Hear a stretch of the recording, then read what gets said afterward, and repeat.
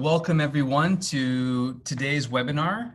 It's entitled Blockchain's Solid and Privacy Preservation Certification. This is the fourth and final webinar of the series, as it says here on the deck, Blockchain and Gaming and Education. I'll let my colleague, Dr. Alex Grech, expand on the genesis of this and introduce our panelists, who I'll mention, of course, is Professor John Domingue from the Open University, the director of the Knowledge Media Institute there. My name is Kirk Paris. I'm the advisor education at the Commonwealth of Learning, and we are an intergovernmental organization that responds to the needs of our member states to support the development of technology-enabled learning, open and distance learning in various sectors of the education space. So today's webinar will be about 90 minutes. That's how much time we've budgeted. I think we'll have a lot of time for Q&A, so we really encourage you to participate, post questions in the chat and the Q&A. Myself and Alex will collate that, and we might interject during John's presentation, depending on the relevance of the question to what John is saying at that particular time. Otherwise, we will collate them at the end and have a larger open discussion. Nevertheless, we encourage you, again, to post your questions. And if time is on our side, then I might unmute your microphones, and then you can, of course, pose the question in real time. So on that note as well, you can always raise your hand. That facility is there, and I will monitor that accordingly. Just a few other matters. So I've said, I think, just about all of those things. Your mic, of course, is silenced by default for the panelists to have the floor time. The last point there is that we will post this on Cole's YouTube channel, and Alex will introduce his center, the Commonwealth Center for Connected Learning, which is associated with my organization. Both of us have YouTube channels. We will be posting the video within a week or so, sometime towards the end of the month or beginning of August. And there's our email addresses. Myself, Alex, and John is also offered to put his email there. I'll post those again at the end in case you miss it now. And of course, you can always message me in the chat room as well. So on that note, I'll introduce my colleague, Dr. Alex Grech, the director for the Commonwealth Center for Connected Learning. He'll be the facilitator of today's webinar, and I'll let him take it from there. Alex, over to you. Thanks, Kirk. I guess I've known John probably since I Googled blockchain plus education in a browser. And I suspected he was one of the first names which came up. And that would have been around about 2016 or, early 2017. I know John was one of the first people I had interviewed when we were doing some work for the European Commission on this weird thing called the blockchain and its relevance to the education sector. Since that time, I guess John and I have met several times. We've spoken together several times. We've been in conferences where, as part of the Commonwealth Center for Connected Learning, which is co-hosting this webinar series, we're also partners in a project called Digital Education for All, or DEL for All, and John will say some words about that during this webinar. I think the way we structured this, in my mind, John was always the guy who was going to go last in this series, because I really was very keen that after we had got some grounding in what is the blockchain and how does the blockchain relate to fundamental power notion of self-sovereign identity, and deviating somewhere along the line when we started looking at some alternative technologies like digital games and how these could relate to pedagogy. My idea was always to have John anchor us towards the end, because I've always found that John is very insightful in peering around corners, and I think that's very valuable, I think, at this stage where we are. We share a passion, I guess, for open blockchains, and I'm sure John at some stage will talk about that. Open standards. I'm just throwing things, our idea of what interoperability is goes beyond, I guess, what the technology can do, but how different systems of human beings, I guess, interact with technologies. And we're also, I guess, interested in this mundane thing called a credential, or a digital credential, or an education credential, and whether the blockchain can really do something with something as mundane but as essential as something which is close to our own identity system, I guess. That's really what I had. I'm looking forward to this. So I'm looking forward to John's speech. So off we go. Thank you, Alex, for that great introduction. So let me share my screen, and I will do this. So hopefully everyone can see my screen, and I will go into presentation mode.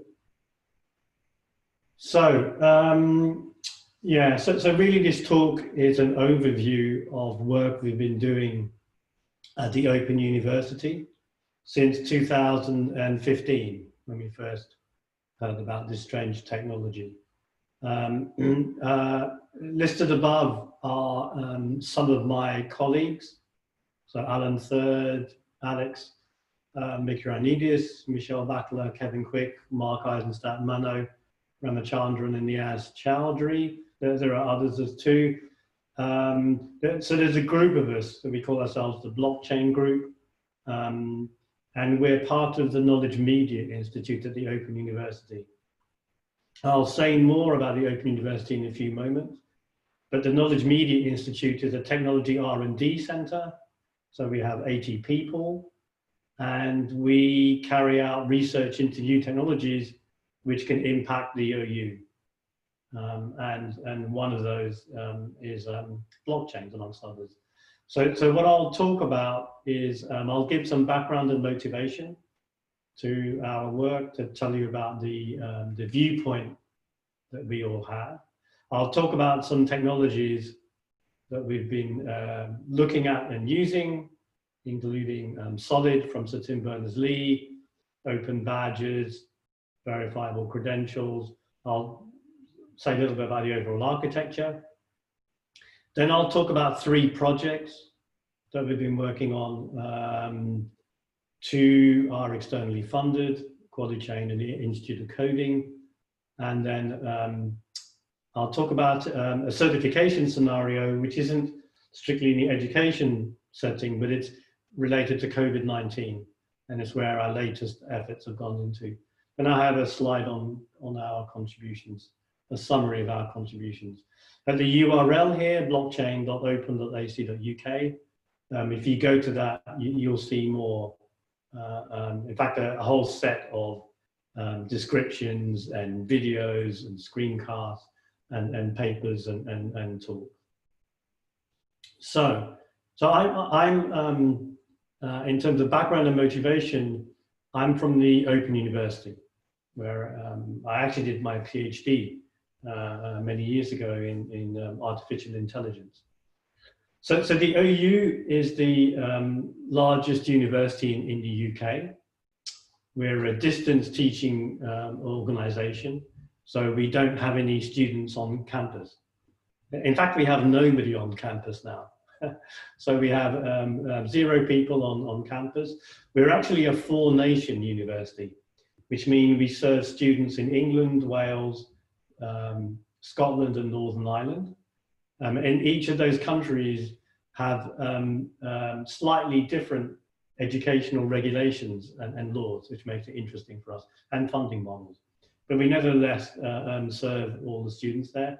You'll see that we have nearly 175,000 students. And the word open means that you do not need any qualifications to start studying with us. So we're a university with a social mission at our core. So if you look at our core mission, we're open to people, places, methods, and ideas. And we believe that where you end up is not determined by where you start in life. So it's very easy to get into the OU. You pay the fee, and then you can start a degree. But the quality of our degrees is as high as anybody else. So like all universities where we have external examiners and they say our materials are great. We have, in line with our mission, we have 20,000 students that have a disability. A lot of our students, you see 3/4 of our students are already in work, so they're studying part-time. 34% of our students do not have the qualifications to study at any other university. And you see some of our courses are very large. We have 11,000 students just studying computer science. So that's the Open University, a university with a social mission and believing in social justice for all through education. One of the other aspects of the Open University which makes us different is that we teach at scale. So besides the 175,000 students that we have, that we're teaching, we have OpenLearn, which since 2006 has been offering free materials for people to study. And we've had 60 million visitors to that site from 239 territories across the globe. In 2012, we founded our own MOOC company, a massive open online courses platform. So like Coursera and edX. Ours is called FutureLearn. We founded it and now we half own it. We sold off half of this to an Australian company. But FutureLearn has 10 million registered learners at any one time from 230 countries, territories, and we have 155 partners. So we partner with 155 other education institutions to provide free learning content. And then thirdly, since our beginning, we've partnered with the BBC. We were 50 years old last year. We were nearly called the University of the Air. And for those that are familiar, there are lots of late night BBC Two programs that were OU specific. Now we use other channels. And we also provide a lot of, we co-produce some big programs with the BBC. So here I have Blue Planet, so, which has been watched by 100 million people worldwide, shown in over 30 countries. So pretty much if you see anything with David Attenborough, it's a co-production with the Open University. And there are other programs such as Coast, Bang Goes the Theory, and programs on radio that we co-produce. Okay, so that's part of our, the background that we have. So we have this social mission that underpins what we do. Another third element that I would highlight is something that's come from the web, the inventor of the web, Sir Tim Berners-Lee, where he's been advocating that there are some problems with the web, and he advocates a mid-course correction. So he worries about the over-centralization of data on the web, where if you use some companies where the products are free, it means that you are the product. And there have been various scandals, such as with Cambridge Analytica in the UK, where personal data has been abused. So we worry about the centralization of data, of which educational data is a part of that. So in response to this, Sir Tim Berners-Lee had several responses, and one was to set up Solid. So Solid is a piece of technology run by his company called Inrupt. So the basic overview from Solid is captured actually from this slide from Ruben Verbeau, who we work with. So on the left is a picture of the world today, where if you use products such as LinkedIn or Doodle or Facebook, when you use that service, that company holds all your data, which may be personal data. So a condition of using the service is that they hold the data for you. On the right is another vision from Sir Tim, where every citizen would have their own personal data pod. So it would hold your personal data on your contacts list, for example, your calendar and your pictures. And then companies would link to that through applications, through web APIs. So moving to a decentralized architecture where users remain in control and ownership of their data. So on top of this, you can think of, this would also support innovation. So some people complain that with large companies holding lots of data, there's been a lack of innovation because it's so hard to enter into the marketplace. You need a few $1 billion to move in, or you need a few billion users. So if we have, instead of a single market for centralized apps, we separate the data from the app market, then it's easier for competitors to arrive. Everyone has their own personal data, and the application is linked to that. Another advantage is there are often times where data should be associated with individuals anyway. So for example, your address.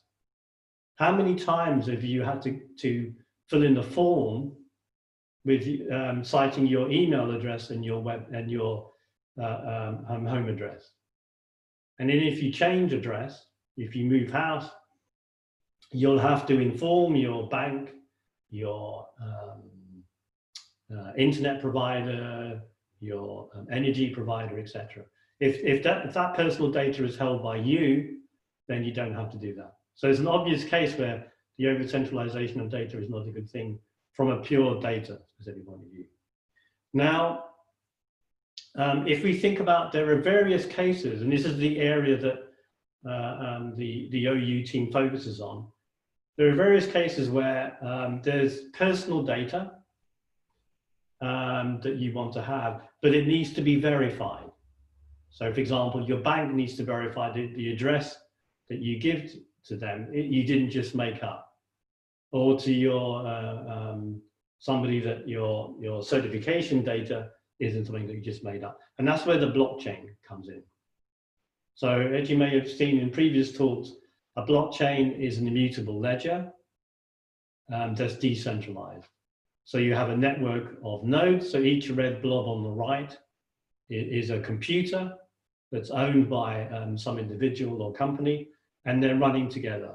So each red blob has a complete copy of the immutable ledger, so a ledger of all the records. And then they share that with them. And there's various mechanisms for updating the ledger with new blobs. So what we have is citizens own and control all their data, and it's verified through a blockchain. So you can say, you know, I have my address personally, and somebody else verifies that that's really my address. Somebody else has verified that and validated that for me.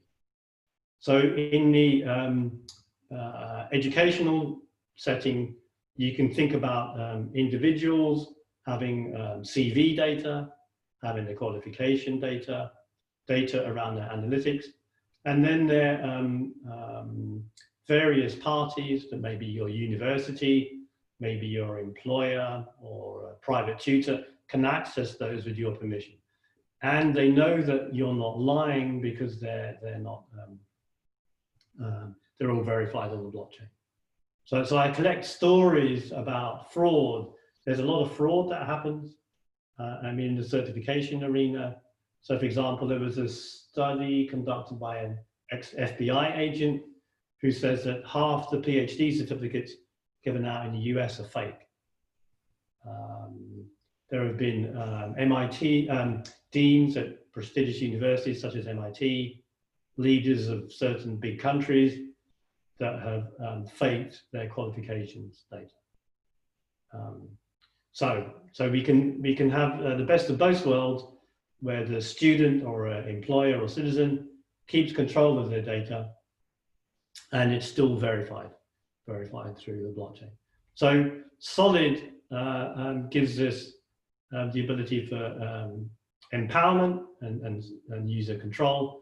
Blockchains give us the verification part. So we look at this verified personal data space. And one has to think about, okay, I'm going to put data around accreditation into people's personal data stores, which will be verified. What's the format of that data? And we use a couple of elements here. One is open badges, which is a de facto standard run now by IMS Global. So the generic view of, let's say the generic quick overview of what an open badge is you moving from what is called here open school credentials, where you do 4 years of studying or 5 years of studying, and you get exactly one piece of paper with just a few bytes of information on it saying you got this type of degree. To a newer form where learning in all of its forms can be recognized. And of course, coming from the Open University, we're firm believers in lifelong education. So learning isn't something that you finish when you're 22 or 23 and then you know everything for the rest of your life, but learning is something that's going to be entwined with working. And citizens are going to be learning in many, many different contexts. They'll learn at university, they'll learn on MOOC platforms, they will learn at work. And you need a jar to collect these recognized credentials. So underneath an open badge is basically a piece of data.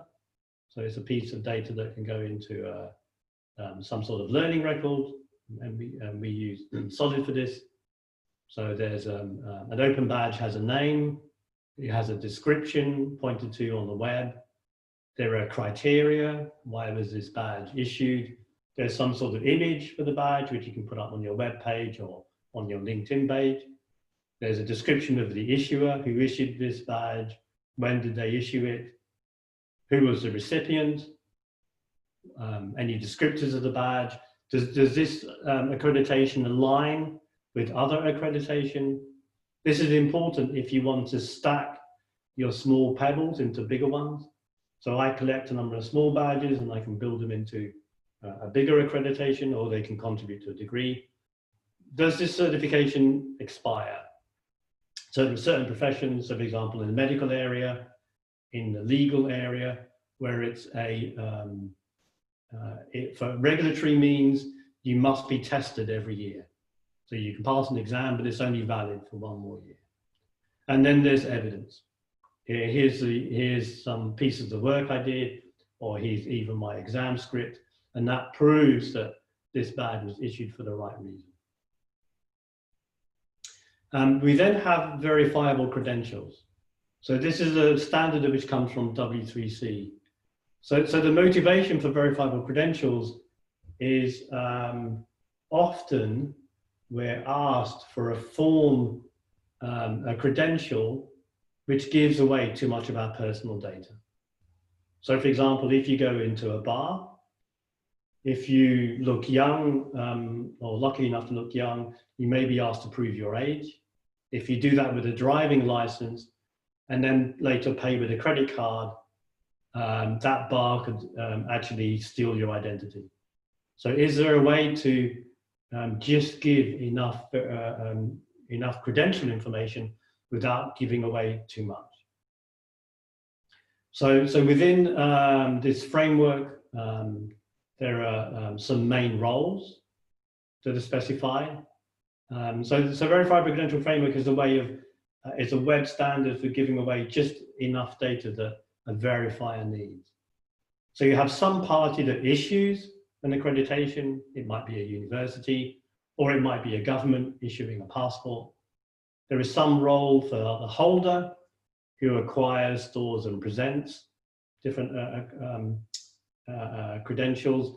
And then there's a verifier, maybe an employer, maybe a bar owner, or maybe a policeman checking your driving license. And then there's a registry. There's some place to store the issued credentials. There's a data schema for this. I won't say more than this, but there's a description for the credential metadata. So where did this come from? Who was it given to? A credential is made up of claims, such as I have a PhD from the Open University, I have a degree from the University of Warwick, I have a driving license, I have a UK passport, and there are various proofs that may be conscripted. Underneath, this is all linked data, which is a data web standard, which actually also comes from Tim Berners-Lee. It's a way of, linked data can be thought of a way of having a web which is machine readable.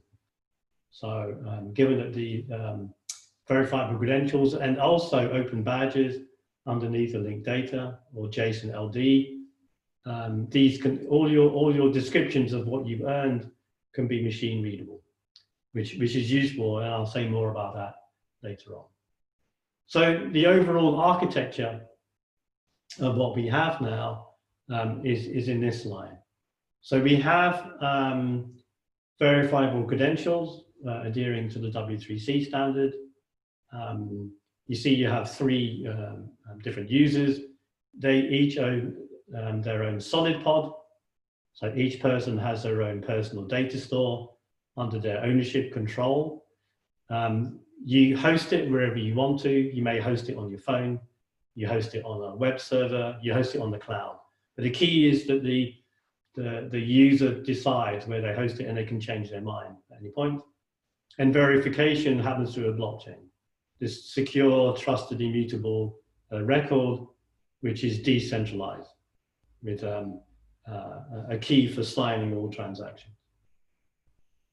And then we may have, we can map this to the roles that I mentioned earlier. So the issuer is issuing credentials, and there's a transfer to the solid pod of the holder. And then when needed, the holder shows the credentials to a verifier who verifies this against the issuer, which is actually stored as hashes on the blockchain.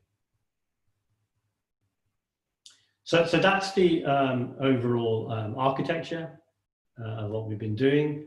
I'll talk about 3 projects where we've used this next. So the first is QualiChain. So QualiChain is an EU-funded project with these partners. And there's a URL at the bottom here, bottom of this slide. And the goal of QualiChain is to improve the whole hiring process in public institutions across Europe. So in many countries across Europe, there are regulatory means for certain sectors for hiring. So can we improve this through a decentralized approach? So within that project, there are a number of pilots. The OU is looking at one supporting lifelong learning, which is something that we do. So people learning while they work and using the accreditation of that learning to enhance their careers. So around this, we're looking at transparent and immutable accreditation, which is transportable across Europe. We're looking at if we can supply personalized recommendations to individuals, and can we have personal and professional progression? So really intertwining working and learning. Okay, so the use case that we have, if I dig in, and again, these map onto the roles for the verifiable credentials.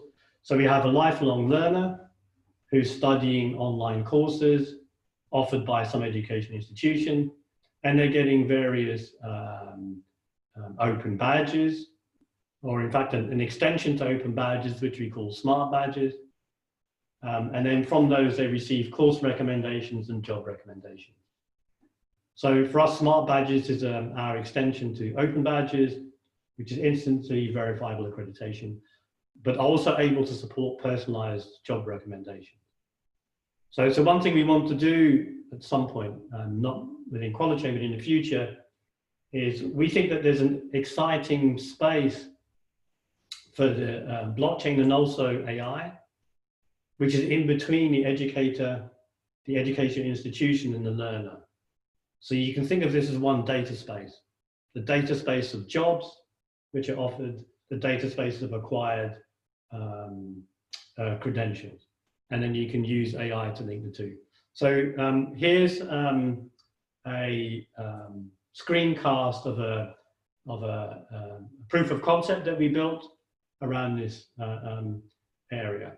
So this is someone, Michelle Brown, who's looking for data science jobs.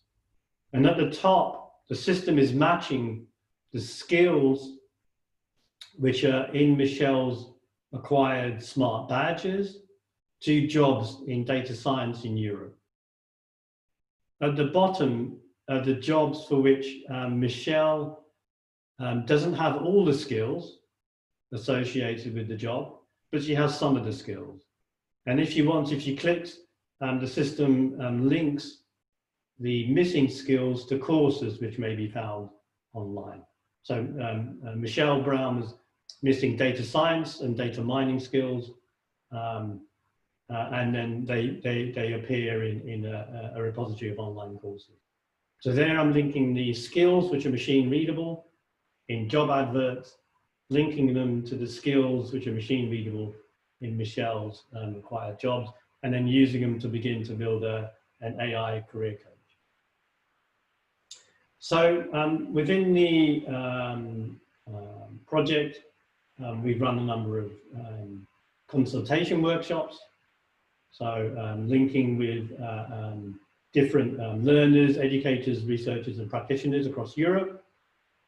So we run workshops and we extracted requirements from them.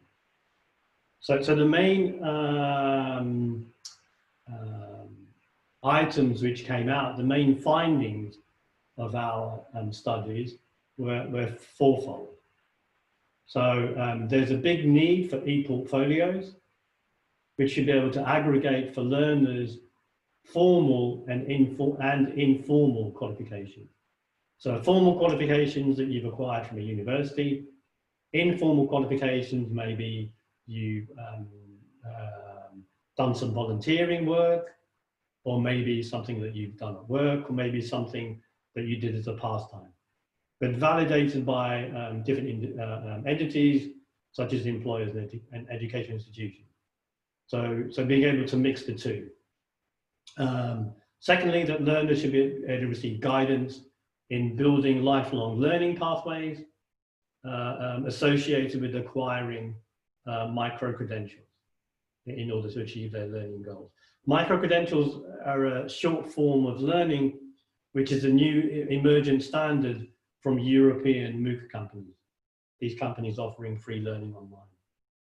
Thirdly, job seekers should be able to provide, should be able to get an overview of the job market and job trends, which are relevant for their current skills. And then lastly, learners and or job seekers should really be able to own and control their online identity and all of their e-portfolio data, but still being able to make this accessible to third parties in a verifiable fashion. So that's the QualiChain project.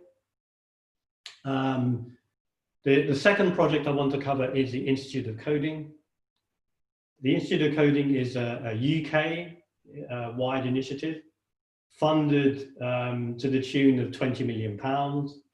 It was launched by our Prime Minister at the time, Theresa May, and it's addressing a UK need, where the UK produces 9,000 graduates every year in computer science, but we need to produce more, closer to 30,000 every year, if we're going to fulfill the skills that we need in digital, in the digital sector in the next couple of years. So it's a collaboration between 33 educational partners. I think the number's actually grown to 35 now. 81 industrial partners and 20 outreach partners. As well as needing more graduates, studies have shown that in computer science, the graduates we produce aren't as employable as other graduates in the STEM areas. So science graduates are more employable than computing graduates after 6 months. And that means that the skills that are being taught in universities don't quite match the skills that industry needs. And also computing is not as diverse an area as it should be.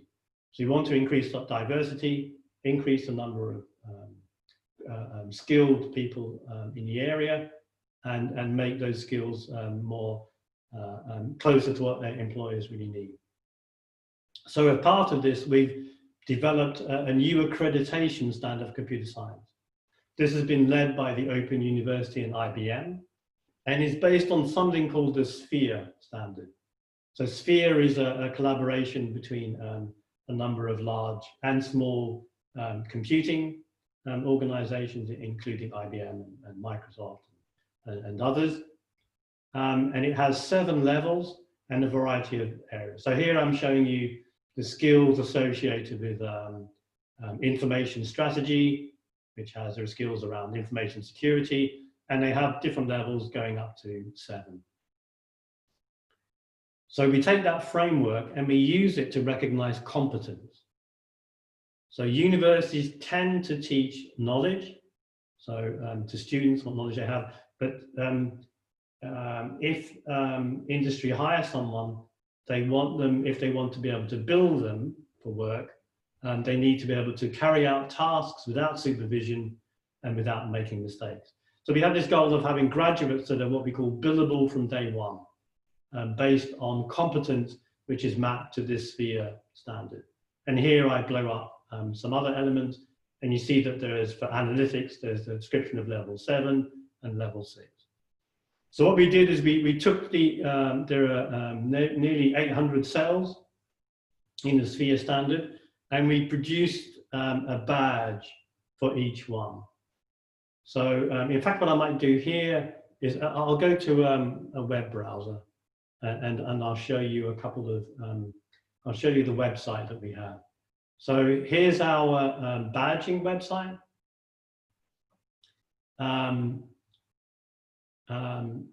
That we have for the Institute of Coding, for all the things we've done on accreditation and badges. And if I click, it's a public website you can get to. If I click on the Sphere element, you'll see that we have various element items. And if I say click all, there are 786 badges which link to each cell in the Sphere standard. So here is an open badge which sits on the blockchain. So I can click on the badge, get a description if I want to. I can, let me just make this a bit smaller. I can also get the RDF description underneath for a badge, or I can look at it on the blockchain. So these are what we call alignment badges. And what that means is it's a badge in the standard that anyone can point to. So remember in the open badges standard that I showed you earlier, there's an alignment category. So this makes any badge that anyone gives out from the Institute of Coding, which is at degree level, interoperable, because they align with this Sphere related badge. Okay, so if I go back now to the main badges page, I'll show you the IOC endorsed badges. So these are what we call gateway badges. So before I was talking the Sphere badges, these are badges at degree level. Here, these are badges that we give out for things like boot camps and summer schools and one-day workshops. Because in the Institute of Coding, we have this view to really open up computing education, to lower the barriers to education, to really increase diversity, including gender diversity. So you see that we have 61 types of badges that we've given out, and using our platform, 1,500 have been produced.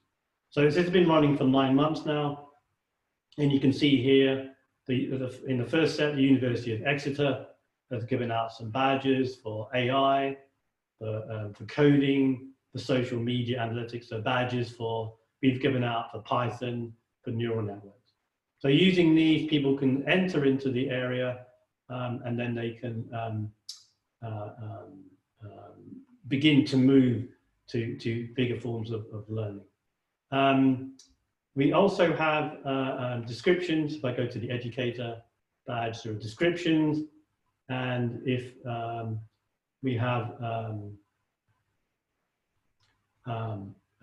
more descriptions there. So educators can come in and they can see what people need around open badges, specification, and our website. We also have a standards description as well. Okay, so let me go back to the, I'll go back to my slides now. I would just say, just in terms of, we have a lot of descriptions for the gateway badges. So anyone who wants to use a gateway badge is associated with Institute of Coding. There's a description. They provide us with a description of the institution, the description of the badge, how they will identify their learner. And then we have what's called the gateway panel, made up of a number of universities that say this aligns to what we do. We also have a formal panel for the sphere-related badges.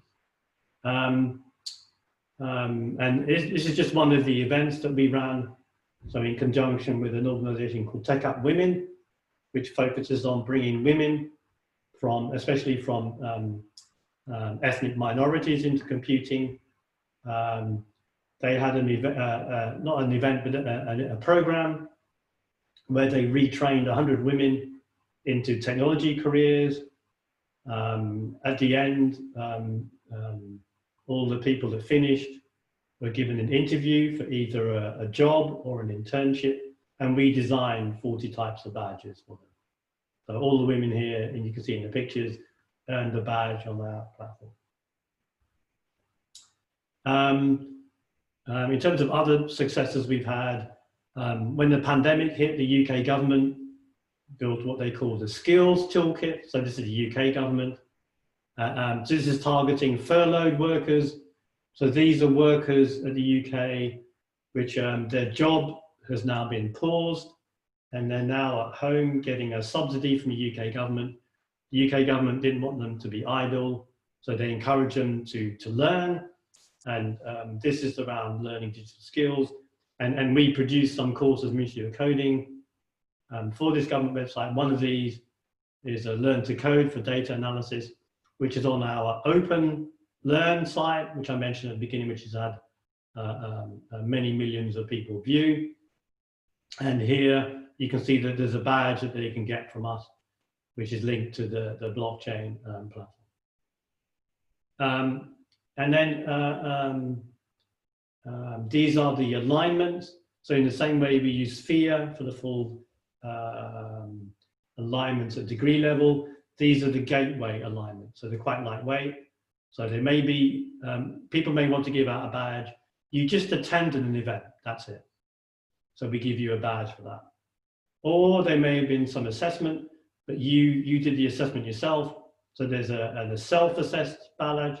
Otherwise, there's bronze, silver, and gold for some sort of level of accreditation, and that's decided upon by the Gateway Badging Panel. And then finally, we found that there are certain institutions where they want to recognize volunteering work. So in the global pandemic, some people in the IT industry are doing volunteering work. They may be doing free teaching. They may be setting up internet services or servers, and then we issue a community service badge for them, which has been highly valued. So to finalize this area, what we've been going for is a sort of smooth transition. We're going from the bottom to the top. At the bottom, we have these gateway badges. You do a one-day workshop or a summer school, and then you get some sort of accreditation for that. It may be that you build some of those accreditations together, and then they contribute towards a micro-credential. So, which is 100 to 150 hours worth of learning offered by a MOOC platform. Then you do a few of those, and then they contribute to part of the degree, part of whole of the degree. So then you have this open entry, but it leads to higher and fuller qualification. And these at the technical level, this interoperability and seamless connections at the educational part is supported by blockchain badges, which are interoperable. So one of the other things that you get a benefit for if you have personal learning records is that because this is now learner-centric and not institutional-centric, it's easy to combine badges. So imagine if people were learning over their life and you wanted to check, you'd have to ask Warwick University or the Open University for certain, you'd have to ask my employer or etc. Now it's all in one place and all signed off. Okay, so now I'll move on to a different scenario, which is not strictly educational, but it's the last thing that we tackled. So I can say more about our what we've been doing for education. So so when the pandemic hit, like a lot of people, we thought, how can we help? How can we really help? We thought, let's take our educational platform, which supports certification in the educational domain, and let's see if we can apply it to COVID-19, to certification of antibody tests, if that ever becomes valid, or has been becoming increasingly likely for vaccination. So if somebody becomes vaccinated, that's of course something that needs to be verified, if somebody really has a vaccination or not, but it's private data, so it fits our scenario. So we take the architecture that we have of verifiable credentials, solid pods for personal data, a consortium blockchain as a trusted record, and then we apply it to the COVID-19 space. So there we have, we imagine a scenario where an individual goes to a trusted party, like a pharmacist or maybe a doctor. They get a vaccination.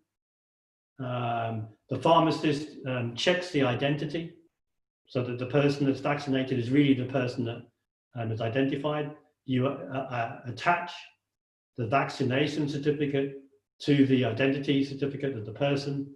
This all sits on their solid pod, and everything is checked on a blockchain. Later, maybe the person wants to travel on public transport. Maybe they want to go to the shop, maybe they want to get to work.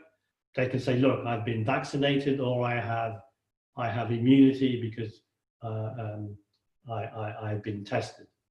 So again, all the personal data stays with the individual, but it's all verifiable. We've heard lots of horror stories already of fake vaccination certificates being sold on the market. At large scale in certain countries.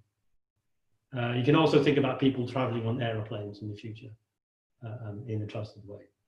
Another item I would mention is emphasizing privacy and how this is privacy preserving, which is in the title of this talk. So in Europe, we have something called GDPR, which includes that anytime someone handles your personal data, you need to be in control. And you need one of the rights is the right to be forgotten. So we imagine that someone's been used our system, and then they say, okay, I now don't want to use it anymore. I quit. So then all they need to do is delete the data from the solid pod, or even delete the whole solid pod, and then there would be nothing. There would just be the orphaned hash on the blockchain, which is meaningless. So really no one can ever find out that they ever had any data associated with immunity or vaccination certification.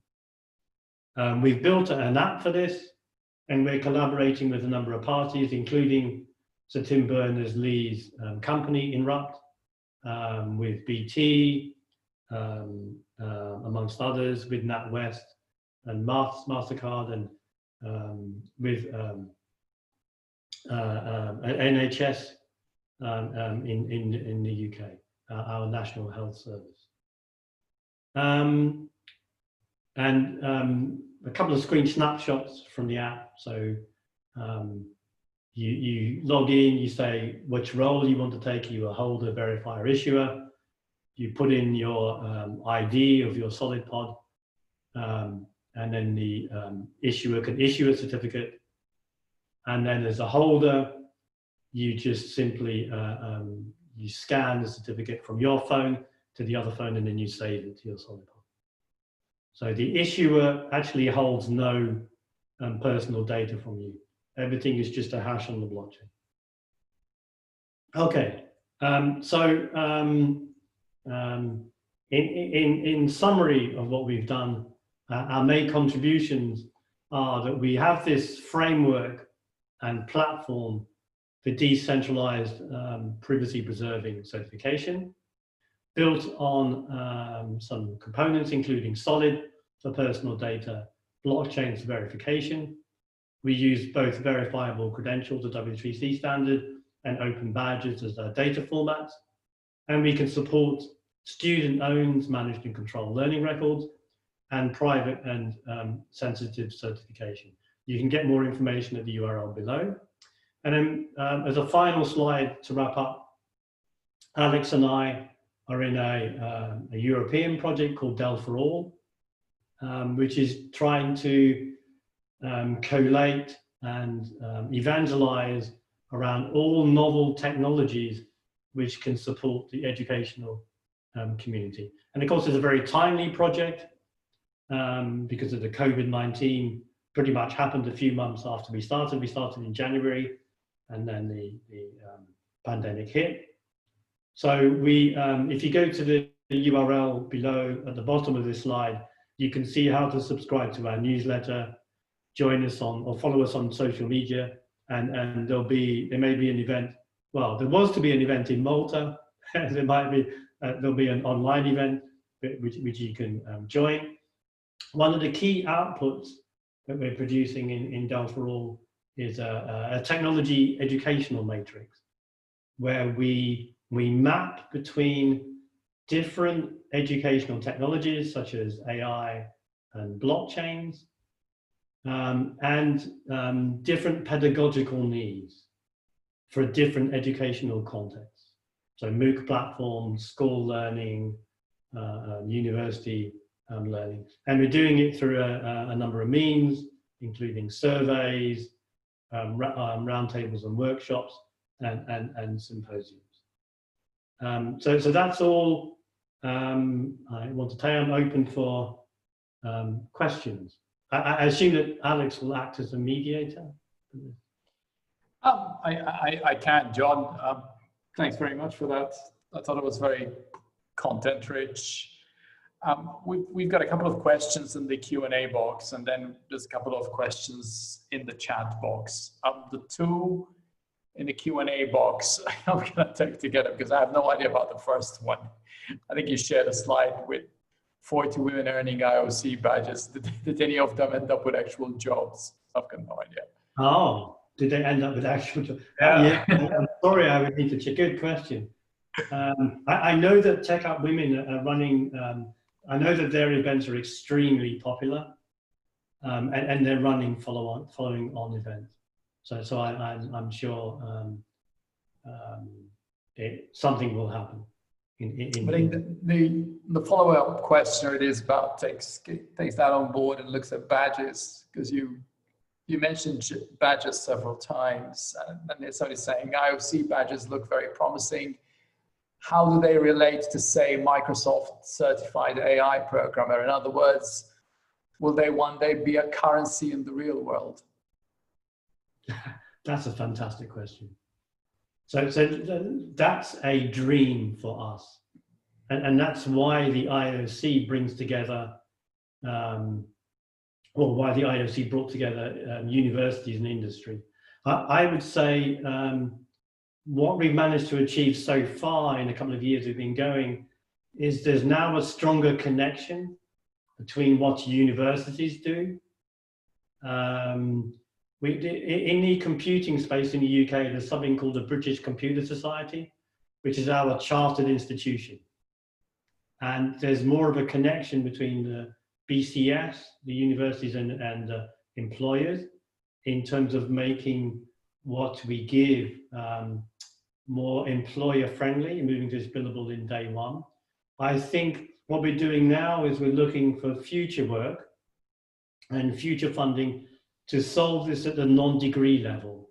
So can we do what we did for the sphere work at this smaller chunk? So I would say it's not a solved problem by any means, but it's the focus of what we want to do from now on. To have this, you know, I can stack some Microsoft credentials, some IBM credentials, and a MOOC course, and then that contributes to a master's at some university. So we're not there yet. And a lot of the work is of course not technical at all. It's all around bringing the parties together and do that. But for sure, that's something that we would love to crack. I think this promise of, you know, plug and play education, and also within a lifelong learning context, I think it's on the wish list of many people, sometimes subversive people like us, I guess, you know, who keep on looking at the institution, sometimes with some suspicion, or because of COVID-19, some of the, it's like you can see the fissures in the institution in front of your eyes. So the idea of can you gather these credentials, micro credentials, digital credentials, and can you then have a composite of them so that somebody can give you a degree at the end of it? We're not quite there. I have another question in mind, but I want to go through these. First, John, any of these solutions you're talking about, are they linked with a specific blockchain? It's from Lara. And yeah. So let's take that one first. Specific blockchain. So we run a number of different blockchains in my lab, numbers in technologies, and it drives, to be honest, I drive the systems team within KMI mad, because we're forever spinning up new blockchain nodes. But for the main part, we're using an Ethereum consortium blockchain. We've done some collaboration with IBM using Hyperledger, and we've been talking to them a lot about self-sovereign identity and India associated with that. But for the most part, everything, most of the things I've shown are running on our own consortium Ethereum blockchain.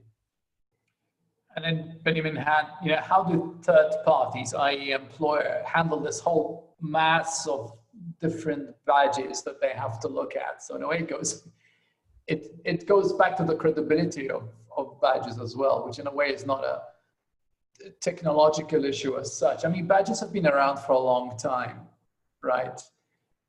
In partly, I'm kind of, you know, amused that they refuse to go away, and there's a huge movement behind them. Then if you look at what's happening in the employment sector, I mean, do people really attribute value to these, and what happens because there are so many different types of badges, I guess? Yeah, another great question. So there are many different ways of answering that question. So one way is to think about degrees. You know, degrees are also certification. And how do you value any degree? So let's start with there. So of course, if you get a degree from a top institution like MIT or Oxford, it has a certain reputation which has been acquired over, well, in some cases, centuries. I know I have colleagues, we have an international lab, and I have colleagues that have degrees from places which are not recognized. And they have a lot of trouble that every time they show their degree, a whole effort needs to be gone through. And I know some universities in Europe spend a lot of effort. I mean, you know, weeks of people's times in verifying that. And our university, like many universities, will also have people that do the verification side. So there's a whole business around saying, yes, when that person claims to have an Open University degree, which if you've seen, it really was an Open University degree. So degrees are not immune to this. So for open badges, again, you know, if you get a badge from IBM or from Microsoft, it's a badge, but it's backed by IBM and Microsoft. So IBM, I think the statistic is 53% of IBM employees have acquired a badge, and they use it internally for HR purposes. So IBM badges are recognized internally for movements between badges, and also they use it as a capability. So they know if they have to deploy a team in southern Italy, they know to have the skills there. But of course, the killer, which is allied to the question, is what's the relationship between an IBM badge and a Microsoft badge? IBM badges are recognized, Microsoft badges, but what's the exchange rate? And that is a key thing. So all we're providing at the moment is the technical layer for the interoperability. Everything else has to be commissioned. Instead of coding, our assumption is that the British Computer Society would play that role. So it's not an individual university, it's not an employer, it's a standards body. So you can imagine in different sectors, you would go for the regulatory standards body, be it for law, the chemical engineering, and they would be the arbiter or the mapper to say that badge A maps to certain elements of badge B. Again, there would be a lot of work involved. You could think about also using the employee recognition. So let's say, a Boeing says, we now recognize IBM badges, for example, or we recognize IOC badges, then that gives them. So it's really the combination of the regulatory body and the employers doing that. I also know that looking at the computing sector, a lot of effort is spent on this bridge between fresh graduates and people that can be used in the workplace. So I'm not going to quote any individual, but it's a number. It's between 1 and 6 months worth of extra training to bridge that gap. And again, you could think about crediting that or other means of reducing that amount. So in a way, deconstructing the whole issue about badges, you have to think of badges, verifiable credentials, verifiable claims, standards. What is the standard body? And a lot of these things aren't necessarily technological, but they are, it also leads us into this whole interoperability issue that we often grapple about now. Who decides what is the standard? Or else you can say, well, as you said, it's one thing getting a badge from Boeing and it's recognized by Boeing. So maybe somebody going to work for Airbus one day, there would be equivalency in that, right? But it's a human standards decision, I guess. It's a human interoperability standard, I guess. That's what I'm getting at. And my gut feeling is that we're still at this stage where the technology is available to do these things. The human will is lagging behind. I don't know what you think about that. Yeah, I think, in fact, when you were speaking, I was thinking, let's think about the COVID-19 scenario, because it's more immediate and think about the issue there. So even if someone is, verified, I have, let's say I've got a vaccination from some country. How do I know if, let's say there's 10 different vaccines. And some vaccines are different. Okay, there's a difference between those. Who issued that vaccine? There's a certificate. Maybe I trust the pharmacists in my country and some other countries, but maybe I don't trust the pharmacists in third countries. Maybe the dose of the vaccine changes from country to country. Now, it would be enough. Maybe in my country, I allow you to go on the bus, but I don't allow you into a hospital. Maybe not, and maybe I allow you to get, et cetera, et cetera.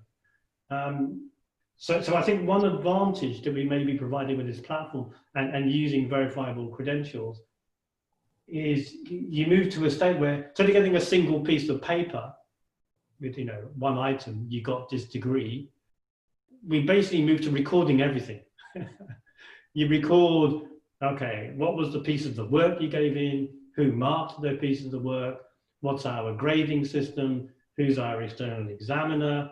What's the process for each one that's there? Who verified that? So then you're supporting the human process by saying, I'm not saying yes or no. I'm not saying yeah. I'm presenting you with a set of data and saying, here's what happened, and it's all verified. And then you interpret that data. So you're beginning to disaggregate the issuing side and what's recorded in issuing and how you recognize that. So it's not solving the problem, but it's making it more amenable for this human side. You know, a country may say, we only recognize degrees from Germany, or we only recognize degrees from Germany and Southern and Oxford, or et cetera, et cetera. Oh, by the way, we found out that these certifications from this university were all fraud. They're all made up. But now we can discount all of those. So at least we're adding a flexibility layer to this human complexity layer. There's another question. It again relates to badges, but I think we can widen it and think in terms of, in a way, credentials or digital credentials. What will we do in a potential future when the younger generation present a plethora of badges and older workers have the old forms of certification? Presumably, retrospectively adding badges would be cumbersome, while retraining, as in training again to acquire the badges, would pose a huge time cost to the learner. Since we're future gazing. Yeah, so we actually thought about this for the COVID case. So we thought about, we want to be UK wide, and we're going to have, everything we've built sits on a smartphone. Okay, what do you do with people that don't have a smartphone or don't have any tech? So then we had a total paper-based route, where you go to the pharmacist, they issue a piece of paper, but the piece of paper has a QR code which sits on the blockchain. So then you could think about this hybrid situation. Let's say in the scenario you mentioned, Alex, someone has a pure paper piece of certificate, maybe from 2 decades ago. So then what you might do is you might begin to record some information. We've checked the certificate, and this certificate matches what this university issued back in the 70s or 80s. Or this university says, yes, this is genuine. But then we sort of keeping that, they have to go back to the university every time. You record that onto the blockchain. So you record the paper certificate or the hash of the paper certificate with the signing of that on the blockchain. And then you put a QR code next to it. So then when the person has a pure paper, the next time they go, the verification step is quicker, because the verifier can look at the QR code that's associated. They can say this QR code matches a photograph on the blockchain, which matches the photo of the certificate with the real certificate I see in front of me. So then you have this hybrid route. But I think, again, if you believe in lifelong learning and this social justice equality angle, then you would have to have this transformational part for sure to the old classic paper-based world. There's one question I need to ask you, because it came from Luis Martin, and Luis is a co-convener for the European Blockchain Services Infrastructure project, looking specifically at diplomas or credentials. He had to run off because he said to be with his kids, but his question is technical. Okay, so he's saying the Europass, European Digital Credentials Infrastructure Standard, seems to be the standard to guarantee interoperability, at least in this part of the world, in Europe, and maybe overseas. It would be interesting to analyze the integration between open badges and the Europass EDCI. Have you considered that? Is that something worth considering? I appreciate this might be too narrow for some people, but since we're talking about standards, I guess, and things for the public. So I would say that our stance is always that we want to be standards-based and interoperable. That's just, you don't do anything if anything's too narrow. With respect to Europass, I have come across it several times, and even been to dedicated Europass to meetings. It is something would be interesting, but I'm not sure if we have the resources at the moment to do that. So I would always be interested in in conversations around this, but I'm not sure how much of our time we can dedicate to this. Yeah, I think it's a question of time bandwidth issue, and I'm going to go back to something which I think Kirk asked quite early on, which is about, in a way, personal choice. Is there a way of giving some of your information credentials away without giving too much? And this is also, you know, or what do you give away, or what do you share with people? I think is also the classic issue, isn't it? Yeah, so I didn't talk about this at all.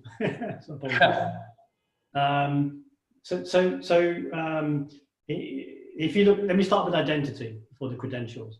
So in the self-sovereign identity world, this is basically, you do the equivalent of writing your name on a piece of paper, and then you keep it, and then others verify it, rather than having people know your identity. So from the self-sovereign identity, you have a separate identity for each institution you're in dialogue with. So you would have one for your bank, one for your energy provider, one for your internet provider, etc. So then if anyone gets hacked, if anyone hacks your bank account, they only get one identity. So it's individual for that level. So that's one element that happens. And then in terms of the verifiable credentials, there's something called a presentation. So you have in your solid pod or somewhere else, you have a collection of your claims that you've made. Then there's a mechanism where you select a subset of your claims to present to someone. So you would say, you know, I present to you just my Open University credentials, and I don't tell you about my cycling or my skydiving, etc. The other thing that we look at, but we've not used, is of course zero knowledge proofs. So this idea that you can, it's basically, you can think of as an API over your data. So instead of giving anyone your data, you have a trusted way of them making a query. So for example, if you went into a bar and somebody wants to know, are you old enough to drink? They would simply get the answer yes or no, with no data about your age. So I would say, so we're using the presentations of verifiable credentials, but I think zero knowledge proofs will help with that as well as we're linking to self-sovereign identity. So each thing is specific to the party that you speak to. Yeah, there's a question from Carmen Holotescu, which in a way, it goes back to the whole EPSI issue. Okay, this is something we can keep on hearing about in this part of the world. Okay, so I guess the question is, what's the relationship in your work with how EPSI diplomas are being formulated? Are you looking at that project? Are you monitoring it? I mean, I'm personally involved because I'm looking at the process side of things over there. But it's a question to you, John. Yeah. In the QualiChain project, we have leaders from EPSI involved in one of the partners, and then that's our link. So it's through there that we do it. Our platform, I think, is even currently being used in QualiChain in the pilot, and that will be our link. So that's the way we track. As I said, we want to be open. Okay, I mean, I have two questions, and again, I'm aware of the time right now. You were talking about separating data and the app market in a way. This notion of, I mean, is it really going to be practical when you have so many business interests trying to do the exact opposite? I mean, that's the kind of question. I mean, in other words, people like us, and there are many like us, even people with, you know, listening in at the moment on what it's got, you know, the whole notion about, and our fears of surveillance and surveillance capitalism and all of that.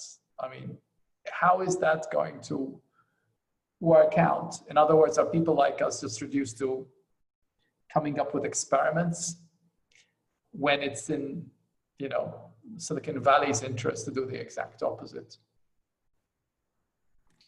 Interesting question. So there's a sort of the most naive version is, you know, will citizens really use this? Are they really concerned about their privacy, or will they carry on using the big center? And that one, I don't know. I don't know the answer to that one. There are other actors involved, though. So from a government point of view, there really may be a serious issue related to innovation. So if you only have the big players and the incumbents involved, you may get a lack of innovation that governments want to stimulate. It may be that parties such as the European Commission also push for more decentralized solutions. But there are other contexts as well where decentralization can help. So for example, I know one of our colleagues is talking to lots of councils. So, you know, in many countries you have 3 layers of government, and those governments are dealing with citizens for governmental services, to do with healthcare, identity, and they need to transfer information. So, for example, I know many years ago, I found out that if somebody dies, at least 50 governmental agencies need to be notified in the UK. And of course, data needs to be transferred between different parties. Now, if one moved to a citizen-centric model for data for all governmental services, rather than spreading your databases across hundreds and hundreds, literally, of different organizations, which will each have hundreds and hundreds of databases, may just be better from an efficiency and technology point of view. So it may be that governmental services drives this need for decentralization. The other thing is, even though the personal data is in each person's solid pod, it doesn't mean that they have to be personally responsible for that. So it could be that I have my personal solid pod, but I allow some other third party to host that for me. It's hosted in the cloud, but I can decide later to move it somewhere else if I want to. But you're just separating out where that data is from the different service provider. I want to just jump in there, John. It seems like we're, you know, I think first I want to say I really like the metaphor around, you know, the Microsoft IBM arrangement or comparison around, you know, the exchange rate or the currency of these different badges. And I think what you obviously say your role is to really provide the tools, and then those other players can come in to use and play around with them.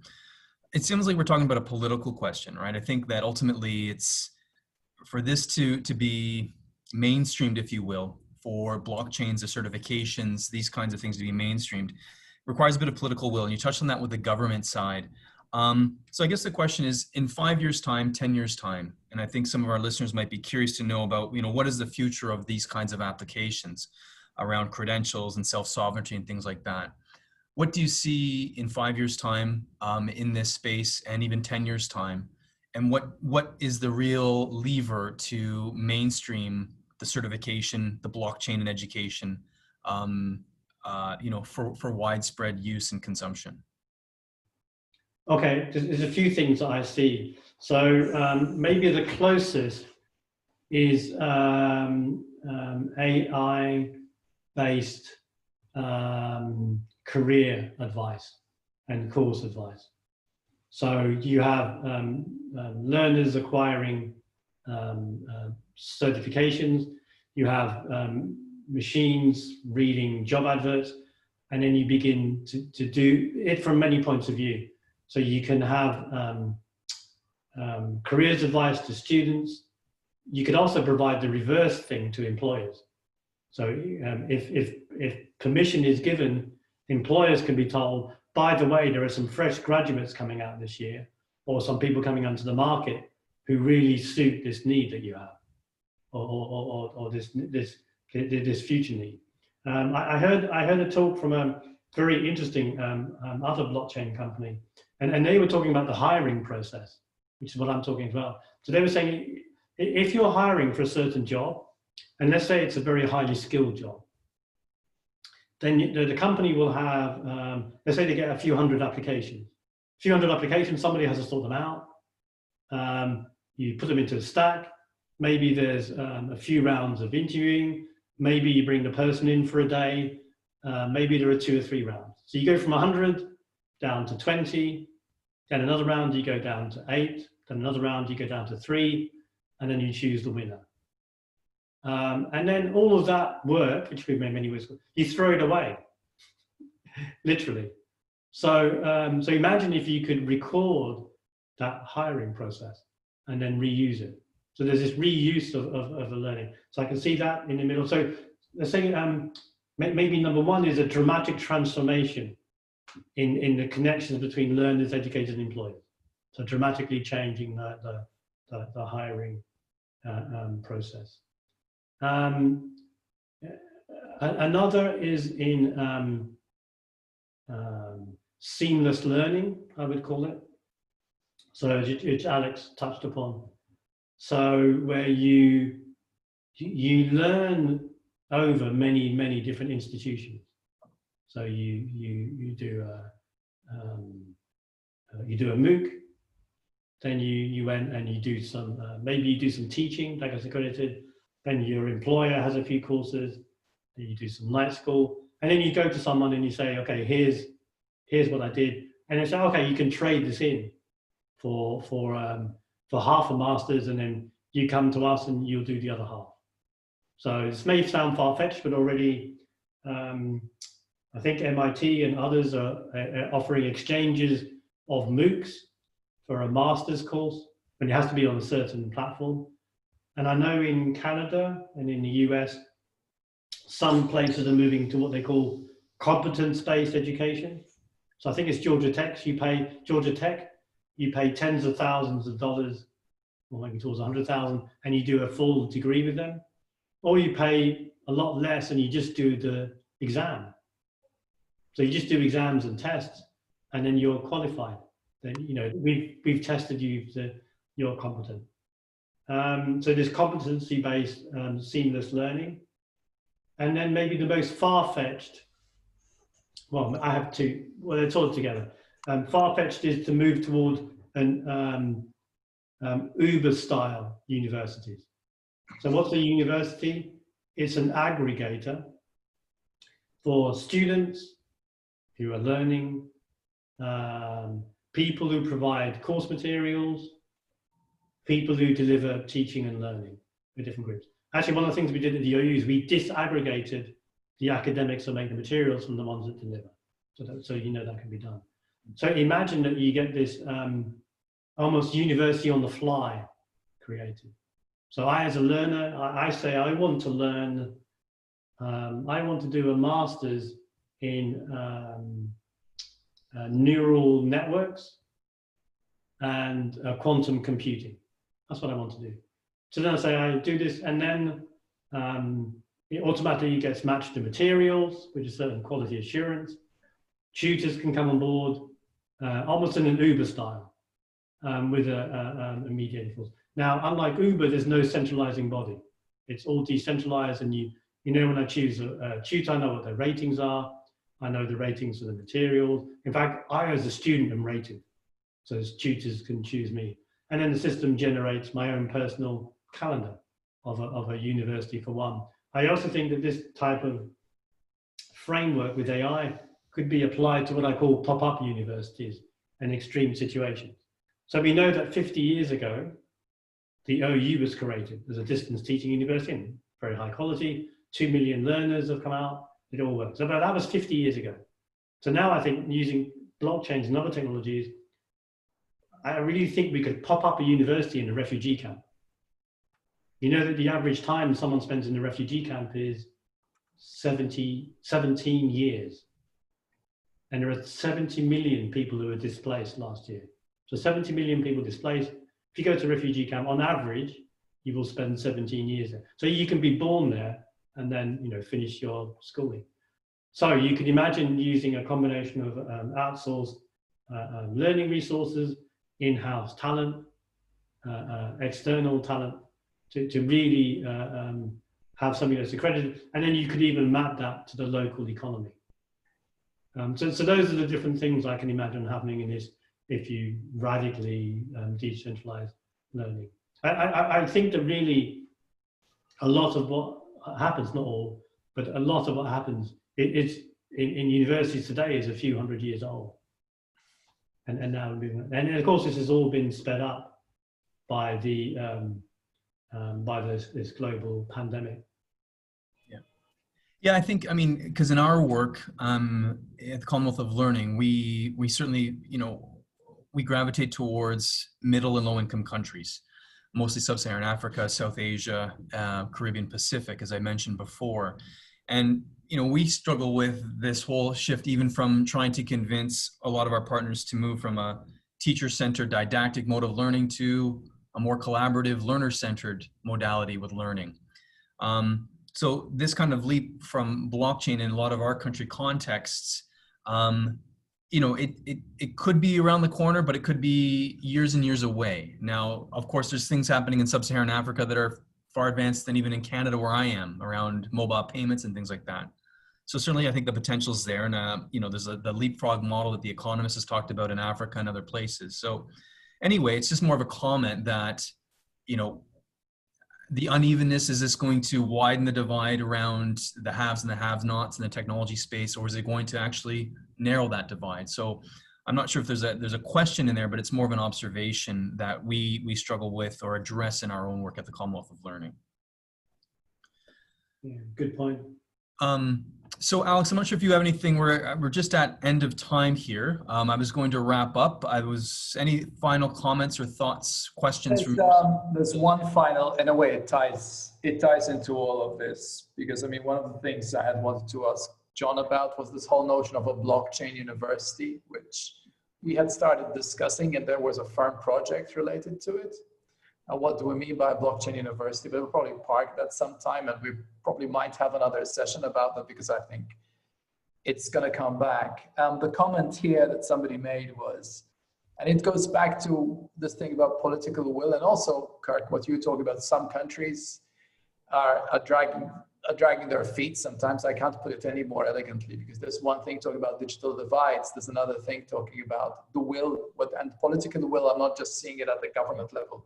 I'm also seeing it at a pedagogical level, people being in their comfort zones. And the COVID has dragged a lot of people out of their comfort zones, and they immediately went into emergency online education, which is nowhere near what we should be doing in terms of digital education. But there's one comment here which says, regarding the point of political will, the counter argument might be, if it is good enough, people will use it. For instance, Coursera made headlines when Google hired a programmer who got the highest score on a Coursera AI course.